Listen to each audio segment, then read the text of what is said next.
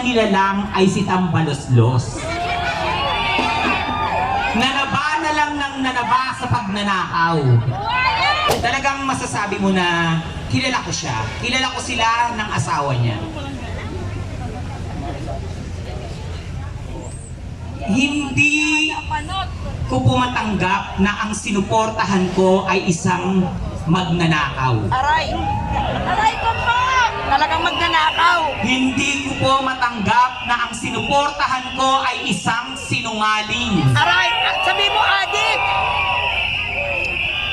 Hindi ko po matanggap na ang sinuportahan ko ay isang adik. Yun!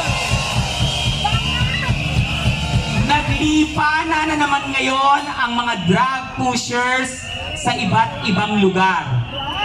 Dumami na naman po ang krimen. Mga batang nawawala, mga babaeng ginagahasa dahil sa nagsulputan na naman ang mga drug addicts. Mas mura po ngayon bilhin ang droga kesa sa pagkain. Simula nang umupo si BBM, wala po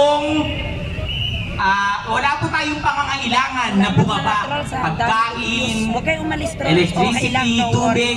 Walang Simula nang umupo siya, Basta marami. hanggang ngayon lahat pataas ng pataas.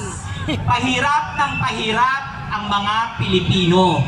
Hirap na tayong budgetin yung mga gastusin natin. Alam kong nararamdaman niyo yan. Sa tuwing ako po ay nasa ibang lugar, kapag ako po ay sumasakay ng angkas, Tuloy. tinatanong ko Crazy po yung Bro, mga Social drivers Medias, Miguel kung of Shoutout. kumusta naman po sila. Star Gemini, Kumusta shoutout. naman po ang buhay. Okay lang po ba yung kinikita nyo? Lahat po sila, ang sinasagot sa akin ay hindi. Hirap na hirap po sila, lalo na yung pagtaas ng gasolina. Pero yung pamilyang adik ay ang saya-sayang nagpa-party sa palasyo Lagay mo lang dyan, may hawak ako kabilaan. gamit ang pera ng taong bayan. Para tayo laging may lakas. Isa pa sa pinakahayop na nilalang ay si Tambaloslos. Nanaba na lang ng nanaba sa pagnanakaw. Buwaya eh. Buwaya!